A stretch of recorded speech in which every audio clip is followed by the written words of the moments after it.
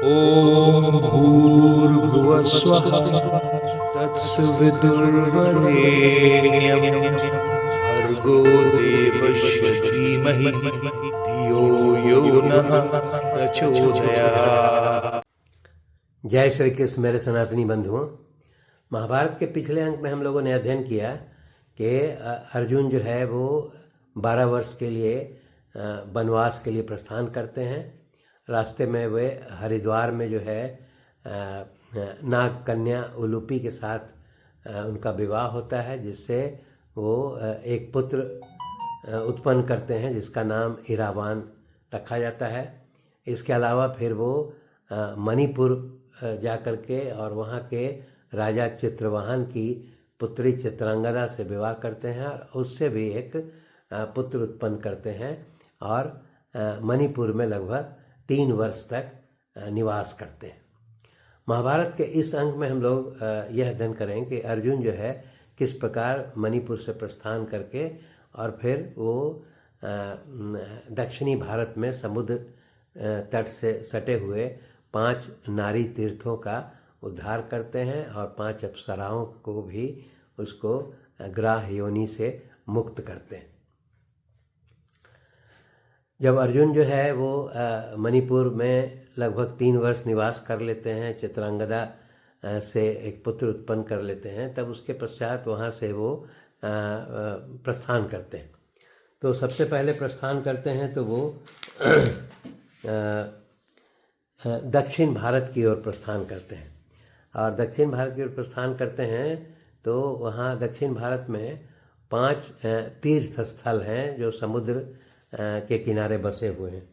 वो उन तीर्थों के बारे में बताया गया कि वो तीर्थ हैं अगस्त तीर्थ, सौभद्र तीर्थ, पौलम तीर्थ, कारंथ तीर्थ और भारद्वाज तीर्थ। ये 5 तीर्थ वहाँ दक्षिणी भारत में समुद्र तट के किनारे उपलब्ध है।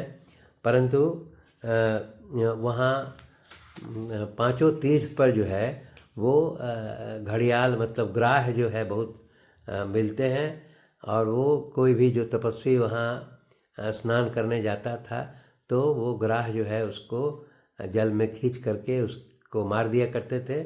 इसके कारण इन 5 तीर्थ पर जो है वो तपस्वी लोग, ऋषि मुनि लोग नहीं जाते थे, इसलिए ये 5 तीर्थ वीरान पड़ा हुआ था। तब अर्जुन जो है वो सर्वप्रथम जो है सौभद्र तीर्थ नामक स्थल पर वो स्नान के लिए उतरते हैं। तब जब वो उस जल में उतरते हैं तब वो एक ग्राह जो है घड़ियाल जो है उनको पैर से पकड़ करके खींचना चाहता है, परंतु अर्जुन चूँकि शक्तिशाली हैं तो वो ग्राह को जो है वो जल से बाहर निकाल देते हैं। वो अर्जुन जैसे ही उस घड़ियाल को जल से बाहर निकालते हैं वो एक सुंदर स्त्री के रूप में परिवर्तित हो जाती है।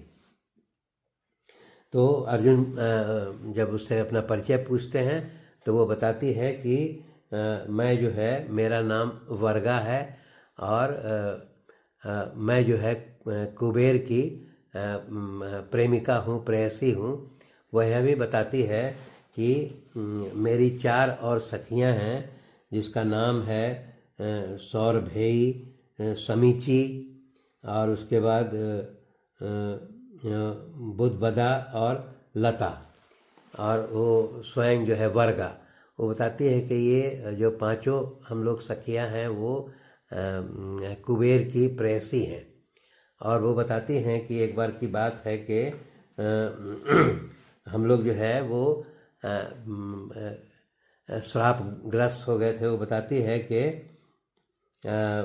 एक बार की बात है कि एक तपस्वी जो है वो तपस्या कर रहे थे और हम लोगों ने जानबूझ करके उस तपस्वी का तपस्या भंग करने के लिए जो वो उनका भंग करने का प्रयास किया। इस पर वो ब्राह्मण जो ऋषि थे उन्होंने हम 5 अप्सराओं को यह श्राप दे दिया कि वो 100 वर्षों तक जल में ग्राह बन करके रहोगी। इस प्रकार का श्राप दे दिया गया था। तो वही बताती है कि इसी श्राप के कारण हम पांचों सखियां जो हैं वो पांचों तीर्थ पर निवास करती हैं। वो बताती है कि जब हम लोग को ब्राह्मण ने हम लोगों को श्राप दे दिया तो हम लोग फिर ब्राह्मण देवता से अनुरोध किए कि आपने ये हम लोग को माफ़ कीजिए। तो इस पर जो है वो ब्राह्मण जो है इन सभी सखियों को उन्होंने कहा कि तुम लोग जो है किसी श्रेष्ठ पुरुष के द्वारा अगर वो जल से निकाल दी जाओगी तो उसी समय तुम श्राप मुक्त हो जाओगी। इस तरह का वो ब्राह्मण जो है इन पांचों अप्सराओं को इस तरह का सलाह देते हैं। तब इसके पश्चात जो है कि वो यह बताती है कि इस बीच में फिर उनकी मुलाकात जो है नारद मुनि से होती है। वो बताती है कि नारद मुनि ने ही हम लोगों को ये सलाह दिया कि समुद्र तट में दक्षिण भारत में जो है 5 जो है तीर्थ स्थल हैं और वो नारद मुनि कहते हैं कि हम पांचों सखियों को नारद मुनि बताया कि उन्हीं पांचों तीर्थ पर तुम लोग निवास करो। और वो नारद मुनि ने कहा है कि वो आपके बारे में मतलब अर्जुन के बारे में कि वो वहाँ पांडव वहाँ से गुजरेंगे और तुम लोग को मुक्त करेंगे। तो वही वर्गा बताती है कि मेरी और 4 सखियाँ जो है वो अन्य 4 तीर्थ में जो है वहाँ निवास कर रही हैं। इसलिए वो वर्गा अर्जुन से अनुरोध करती है कि जिस तरह आपने मुझे श्राप से मुक्त किया है उसी प्रकार जो है उन 4 सखियों को भी मुक्त कर दीजिए। तब इसके पश्चात जो है अर्जुन उन 5 तीर्थों पर जाते हैं और 5 तीर्थों पर जो है वो जो अग्राह रूपी अप्सरा थी उसको जल से निकालते हैं और वो 5 अप्सराओं को श्राप मुक्त करते हैं और उसके पश्चात वो 5 अप्सराएं जो वहाँ से प्रस्थान करती हैं।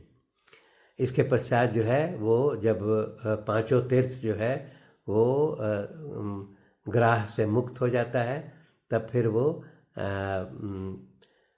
फिर ऋषि मुनि के तपस्या के लिए वो स्थान उपयुक्त हो जाता है।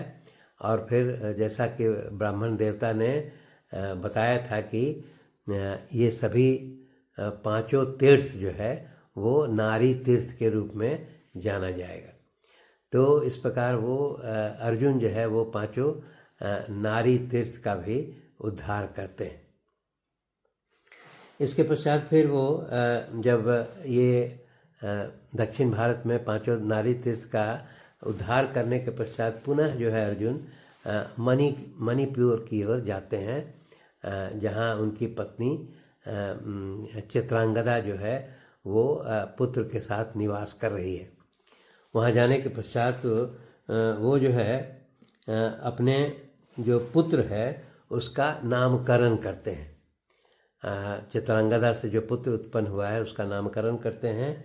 उसका नामकरण जो है बभ्रू वाहन के रूप में किया जाता है और उसके पश्चात जब नामकरण हो जाता है तब फिर वो बभ्रू वाहन को जो है वो अपने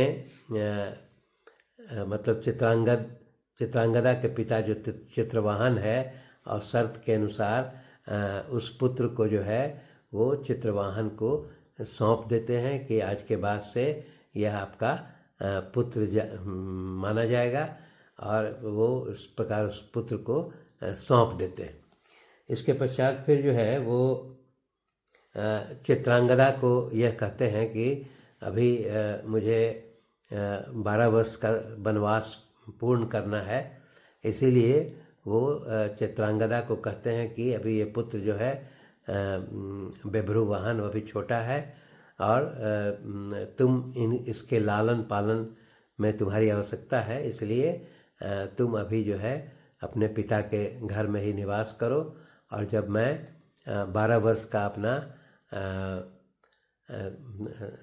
वनवास पूर्ण कर लूँगा तो मैं तुम्हें जो है अपने साथ इंद्रप्रस्थ ले जाऊँगा। और इतना वो करके फिर वहाँ से भी मणिपुर से फिर अन्य तीर्थ स्थल की ओर प्रस्थान करते हैं। शेष अगले अंक में। धन्यवाद।